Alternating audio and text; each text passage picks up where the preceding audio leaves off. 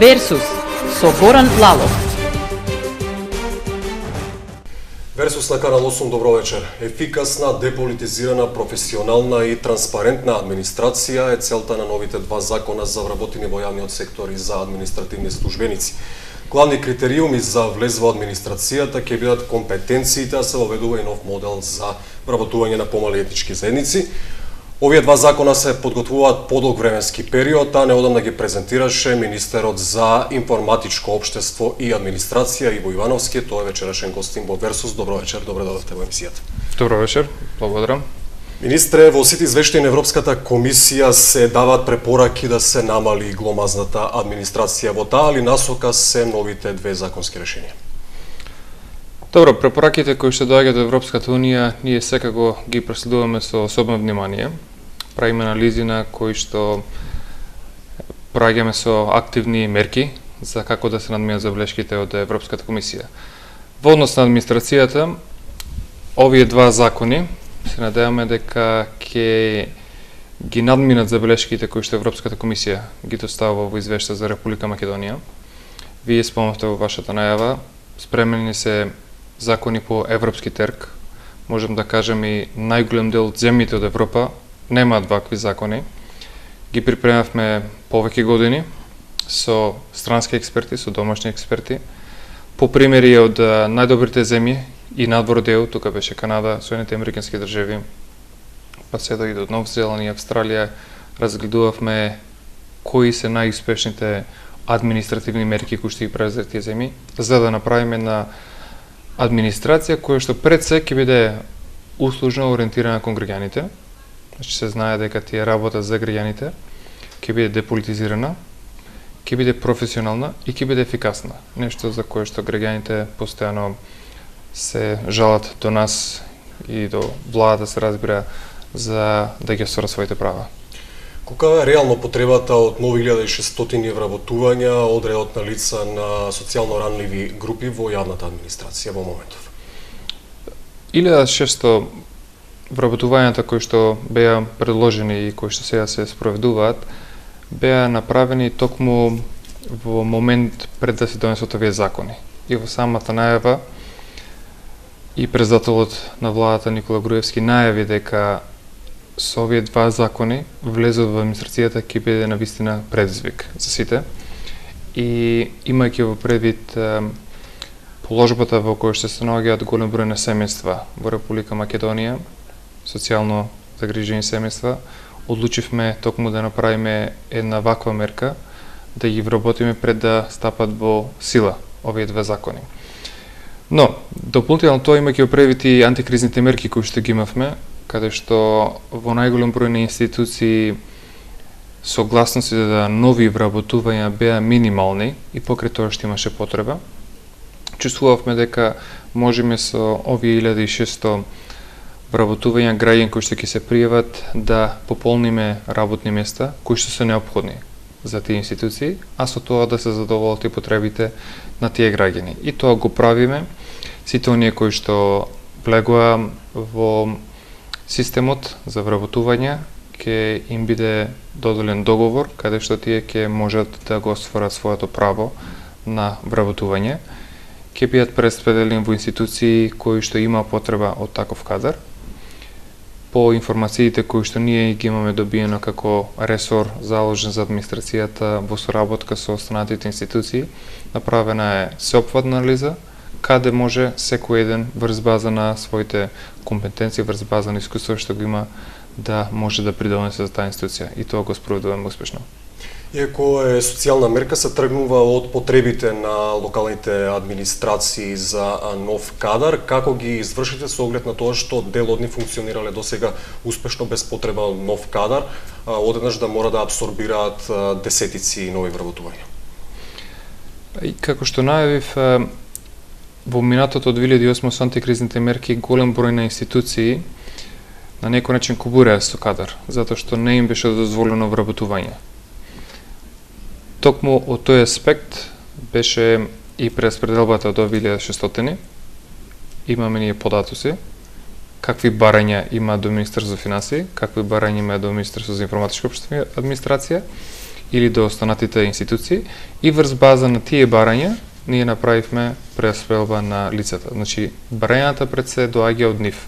Ние само им овозможивме со лица кои што ги исполнуваат тие работни позиции да ги прераспределиме и да ги пополниме и нивните барања, а со друга страна, како што кажав, да им се овозможи на овие лица да се вработат пред да стапат во сила овие два значени закони за административни службеници и закон за вработење во јавниот сектор. Министре, неодамна остварите средба со тајландскиот министер за информацијски и комуникацијски технологии, на која ги презентиравте полномоците пред тајландските компании за инвестирање во Република Македонија. Колку се реални очекувањата за инвестиции во овој сектор во Македонија? Ние покажавме и во минатото дека имаме доволно кадар, успешен, квалитетен кадар од полето на информатички и комуникацијски технологии, кои што може да ги задоволи потребите на странски инвеститори кои што доаѓаат. И при секој таков странски инвеститор прво прашање кој што го поставува е колку инженери имаме, колку машински инженери, електрои, се разбира колку информатичари. Истите поволности, истите податоци ги презентирав и во Тајланд, каде што имав добра средба со министерот за информатички и комуникацијски технологии, како и неговите најголеми компании кои што беа присутни, за тоа кои се поволности што ги нуди владата. Прецедорамниот данок, поволностите во индустријските зони, ниските трошоци кои што ги имаме, услужливоста на државните институции кога станува збор за домашни или странски инвеститори и изразите на големо задоволство беа од прва рака, значи запознаени со предностите кои што ги има Македонија со останатите држави во регионот. Како што знаат граѓаните на Република Македонија, дека Тајланд е на движечка сила во производство на информатички и комуникацијски уреди. Тука се најголемите компании присутни подолго време, кои што имаат неверојатен извоз на технологии и нив е потребна држава во Европска унија со кој што ќе можат да направат блиска соработка за да можат да ги пласираат нивните производи од земја од Европа и по можност како што е земја која што не е во Европска унија, но ги има подпишано сите договори за слободна трговија, тоа е случај со Македонија, да можат да направат производи кои што ќе имаат додадена вредност со кој што ќе се стекне со стандард произведено во Македонија. Со тоа им се отварат нив нови дополнителни пазари. Бидејќи заситеноста на трговската размена меѓу Тајланд и европските земји на тоа ниво што веќе увозот и извозот е ограничувачки фактор за нив и тие бараат земја во која што ќе можат нивни производи во овој случај Република Македонија, се надеваме што можам поголем број од нив да дојдат, да ги доусовршуваме, да ги надградуваме, да има додадена вредност интелектуална собственост со која што ќе може да се стекнати сертификат произведени во Македонија, а после тоа да се пласираат надвор од Република Македонија во Европската унија. Разговаравме подолго време, се уште сме во блиски контакти со лица од кабинетот на министерот, но исто така и со фирми кои што очекуваме дека ќе не посетат, за да можеме да ги поврземе и со компаниите кои што успешно тоа го прават во Република Македонија. Се покрена една иницијатива за воспоставување соработка помеѓу двете ИКТ комори од Македонија и од Тајланд, со оглед тоа што е една од најразвиените, колку може македонската комора да и парира, условно речено. Да, тоа е дополнителен предизвик. Ние сме задолжени и на сите наши просеки кои што ги правиме е еден од факторите да ги поврзиме домашните компании со компаниите кои што ние ги среќаваме на состаноците кои што ги имаме на нашите презентации за поволностите за инвестиции во Република Македонија. Кога ќе дојдат фирмите, ние ќе направиме се што е во наша моќ, во наша надлежност да ги поврзиме со домашните инвеститори, бидејќи тука е најмокната алатка за воспоставување на контакти и за ширење на бизнис релации. Дали тоа било за домашни наши компании кои што ќе можат да осворат некои бизнис релации во Тајланд, да го прошират својот бизнис, дали било тоа само на продажба или на производство, или исто така да можат да го ископираат искуството кој што тајландските компании го имат направено во други земји. Додадената вредност на знаењето, префрлувањето на знаењето е нешто за кој што ние дефинитивно можеме да имаме голема корист и голема полза од тоа. Повторно ќе се вратам на јавниот сектор. Наместо во декември годинава вработените во јавниот сектор ќе добијат за 5% повисоки плати во октомври идната година. Така изгласа пратениците во собранието кога беше во прашање законот за измена на законот за исплата на платите. Кои се причините според вас? Добро, причините се доста објективни, имајќи во предвид и поволностите во кои што се во овој момент, ние стоиме на обеќањето дека платите на вработените во јавниот сектор ќе се зголемат. Во овој случај со буџетот со донесувањето одлуката беше да стапат и на сила во октомври наредната година. Ќе се потрудиме да продолжиме со реформите кои што ги правиме во јавниот сектор и како што ги спомнавме двата закони за администрација за вработени во јавниот сектор не е само за им се зголеми платата на вработените. Со новите критериуми кои се поставуваат е дека вработените во администрацијата покрај тоа што на некој начин се наградени со 5% повисока плата, тие мора тоа сега на објективен начин, значи на начин според учинок, според она што ќе сработат, да го докажат тоа дека го заслужуваат. Затоа и во новиот закон, во новите два закони, покрај влезот кој што критериумите за влезот во администрацијата се многу потешки, многу повисоки, се барат и дополнителни странски јазици, се барат сертификати од познавање на компјутерски вештини, дополнителни сертификати од било кое знаење што го има стекнато кандидатот. Напредувањето во самата администрација и на некој начин зачувување на работното место во администрацијата ќе зависи од она што го има сработено во вработението. Во овој момент оценувањето се врши само од тој што е директно над вас. Во до сега како функционира системот. Сега ќе има нов систем на оценување каде што покрај вашиот непосреден ќе има и лица кои што оценуваат доколку има лица под вас, хоризонтално двајца соработници, дали биле од институцијата во која што работите или двајца соработници кои што се соработувале од надвор, и за оние вработени кои што се на шалтер, оценката од самите граѓани ќе влие врз наградата што ќе добие административниот службеник. Оние кои што ќе бидат најниско оценети во тој процент кој што е опишено во законот, тие ќе мора да го остапат работното место и на нивно место да дојдат други вработени. Ние сакаме да ги стимулираме вработените во администрацијата да продолжат да работат ефикасно, да бидат одговорни во работењето, да бидат ориентирани кон услуга за граѓаните, затоа што тие се платени од граѓаните и мора да се има во предвид дека доколку не се граѓаните, администрацијата нема да постои. Затоа се на ваква реформа која што ја предлагаме со овие два закони, очекуваме ќе добиеме поддршка од граѓаните да продолжиме со едно вакво темпо за да може услугата која што ја нудат државните институции да биде многу поедноставно и многу подостапно до граѓаните. Делумно е проблематична и судската сфера. Судиите секоја година добиваат одредени зголемување на платата, додека на судската администрација има замрзнати плати, што создава одреден револт кај вработените. Може ли тука нешто да се измени? Добро, судската власт, како што знаете, е независна од извршната власт. Ние се трудиме во сите сегменти да направиме реформи кои што ќе придонесат до подобра економија. Се разбира, тука се опфатени сите вработени во јавниот сектор, вклучувајќи судската власт. За оние реформи кои што ние ги предлагаме и оние кои што ги спроведовме веќе во судската власт, можеме да добиеме и доста позитивни критики и од Европската унија.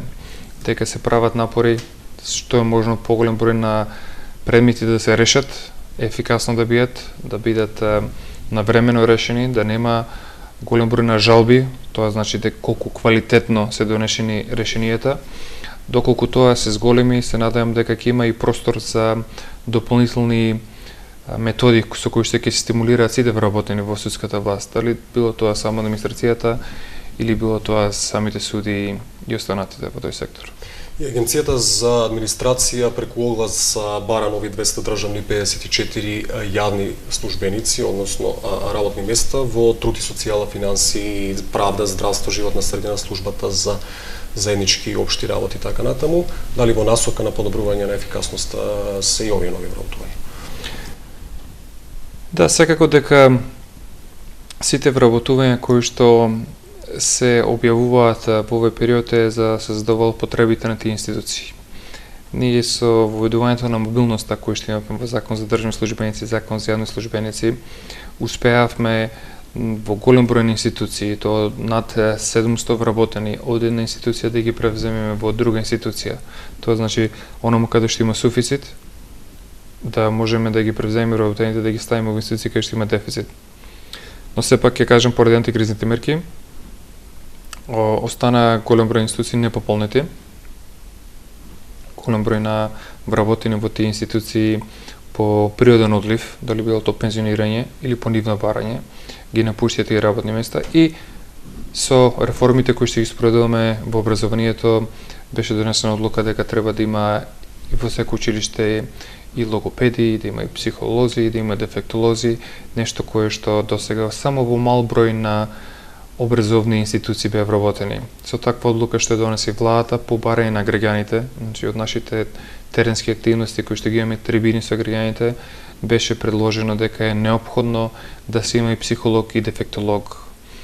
И како што кажав, поради тие барања беше донесена одлука да се вработат и таков кадар во тие школи. Министре, кои се причините поради кои ќе се затвора факултетот за јавна администрација во Битола? Факултетот за јавна администрација во Битола во моментот како што функционира, тоа е факултет за администрација и менеджмент за информациони системи. Од друга страна, факултетот на техничкиот факултет постои насока која што е за информатички комуникација, односно информатика.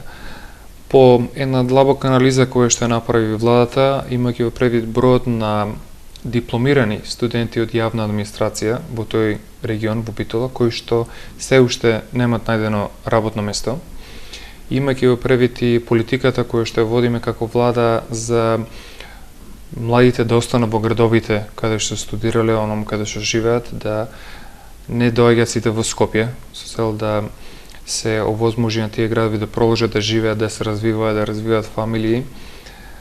Беше донесен заклучок дека веќе факултетот за јавна администрација, кој што функционира во Битола, не може да произведува кадар, бидејќи голем број од нив остануваат невработени. Јавната администрација во општина Битола и во Новаци и Могила е веќе презаситена со таков кадар и имајќи во предвид нашите политики за развојот на информатичките и комуникацијски технологии, беше донесена одлука да се спојат тие два факултети, односно две наставни насоки од техничкиот факултет и од факултетот за администрација и менеджмент во информациони системи во еден факултет нов кој што ќе биде факултет за информатички и комуникацијски технологии. Со тоа што сите вработени во постоечките факултети ќе останат на работа, тоа е интегриран систем Универзитетот Климет Охридски, каде што ќе може да се распределат, но со тоа да се добие нов факултет кој што ќе биде силен, кој што ќе биде предизвик и ќе можат студенти кои што се од по-широкиот регион да се запишуваат на овој факултет и да може со тоа да се стекне со диплома која што е барана во моментот на пазарот на трудот, а со тоа да се отворат нови работни места во Битола и во регионот. Дали тоа значи дека студентите кои излегле од овој факултет немаат доволно знаење, компетенции или практично искуство за да одговорат на потребите на администрацијата на начин на кој што ги завршиле студиите преку интердисциплинарни студии? Не станува збор дали имаат компетенции или немаат компетенции, тие се доволно компетентни. Дали ќе одговорат на реалните и современи потреби што ги бара овој сектор? Моје мислење е дека тие би одговориле кога би имале позиции за кои што можат кои што би се отвориле во тој регион за да можат тие да аплицираат на тие. Проблемот е што веќе во тој регион, следејќи ги трендовите од пазарот на трудот, нема такви позиции кои што би се отвориле во иднина. Но, следејќи пазарот на трудот, има позиции кои што би се отвориле до информатичките и комуникацијски технологии. Токму поради таа политика на владата, беше донесена одлука да се стопира јавната администрација, а да се формира нов факултет за информатички и комуникацијски технологии. Министре, колку од ова временска дистанца ви се чини оправдан проектот Компјутер за секој ученик? Па можеме да кажеме дека Проектот Компјутера секој ученик од самиот почеток беше замислен со цел резултатите да ги видиме на долги стази, не на кратки стази. Резултатите веќе доаѓаат од година во година, се поголем број на студенти кои што излегуваат од школските клупи, дали било тоа основно или средно образование, се доста способни со вештини кои што се понапредни од претходните генерации, дали било тоа познавање само на компјутерски вештини или познавање на вештини кои што се стекнале со примената на компјутерите од биологијата, хемијата, физиката, географијата и останатите алатки кои што се веќе инсталирани. И можеме да видиме еден друг параметар каде што самите наставници на светско ниво неколку години со ред добиваат прва или втора награда. Тоа претходно не го имавме во Република Македонија. Значи им дадовме на алатка на наставниците да можат својата креативност, својата пасија која што имаат кон учениците да ја презентираат на еден модерен начин кој што само најголемите и најразвиените западноевропски земји тоа може да го направат. Ние ќе продолжиме да инвестираме во овој проект, е доста значен за нас, затоа што Република Македонија е мала земја и не можеме да бидеме конкурентни со квантитет на граѓани како што е Индија или Кина, Бангладеш и други земји, но можеме да бидеме конкурентни на пазарот на труда само со квалитет. Квалитетот се стекнува со силно образовен систем. А силно образовен систем може да се постави доколку информатичките и комуникацијските технологии се длабоко вкоренети во основата на тој образовен систем. Вие постојано вршите обиколка низ училиштата во Македонија, во каква состојба е компјутерската опрема? Во најголем дел од школите компјутерската опрема е во одлична состојба. Има мал дел на школи во Западна Македонија и во поголемите градови, каде што оштетувањето е на поголемо, посериозно ниво.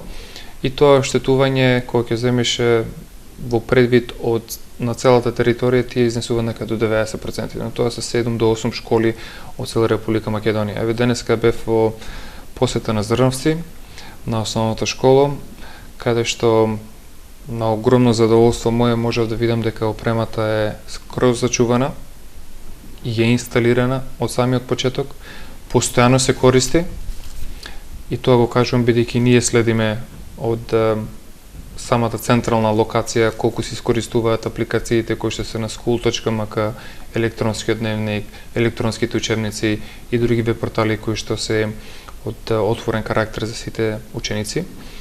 Лаптопите се користат од прво до трето одделение и е за поздравување затоа што во една ваква мала општина можеме да видиме и по пример на други помали општини дека овој проект е најуспешен.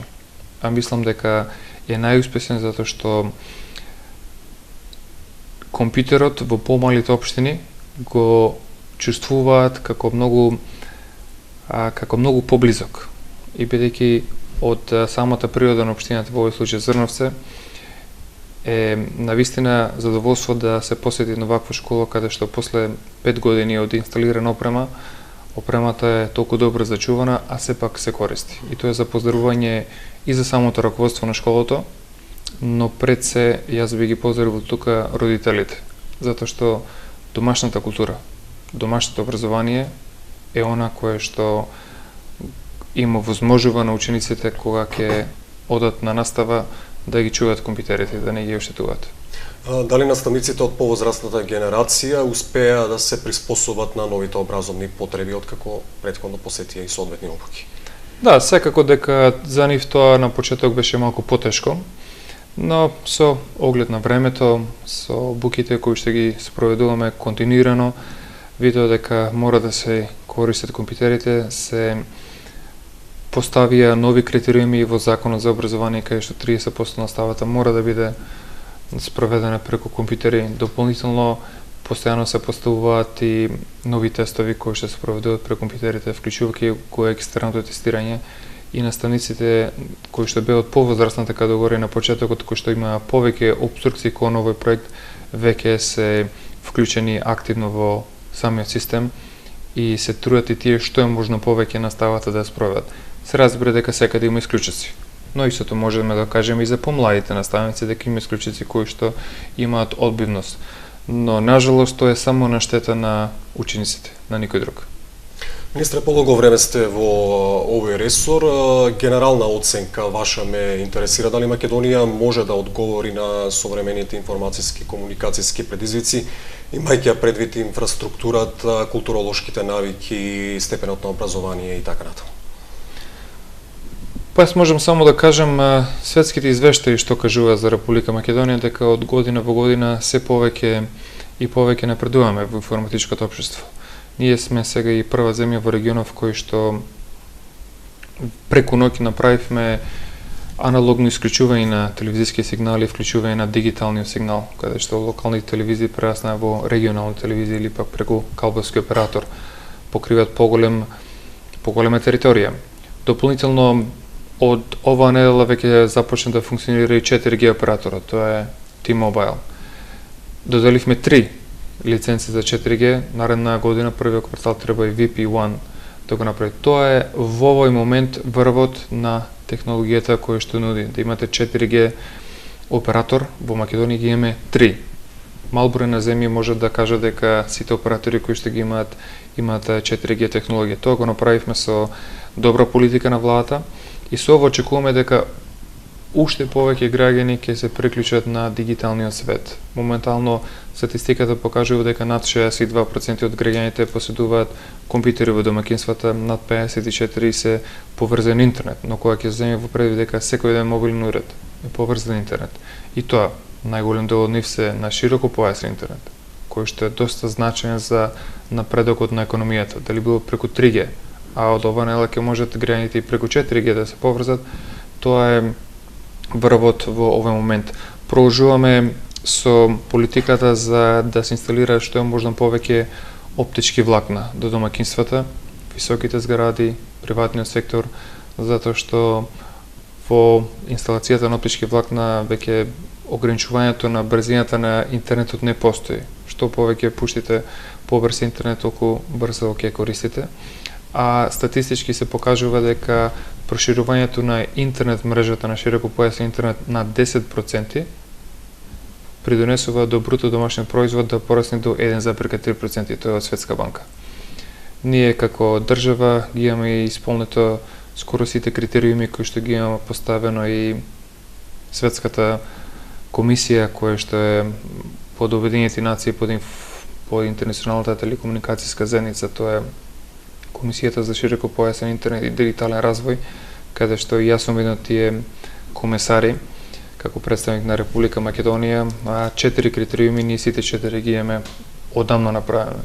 Имаме национална стратегија за развој на комуникациите, пристапноста до интернетот е на 40% веќе тоа го имаме направено, развојот на широкопојасен интернет го правиме и пакетот кој што можат граѓаните да добијат за интернетот е достапна по цена која што е до 5% од месечната просечна плата.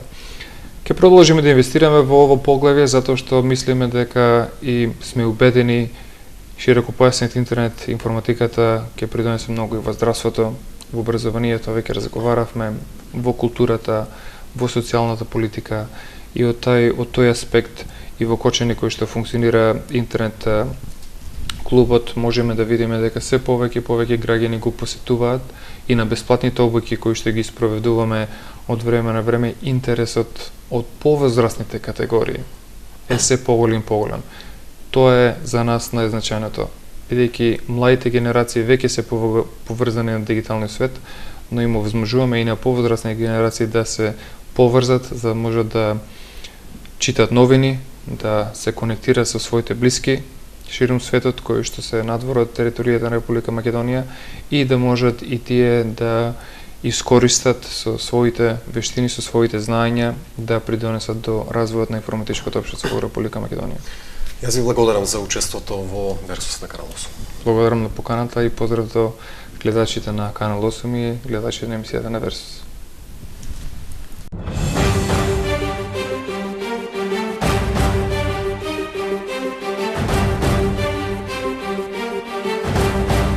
Версус со Горан Лалов.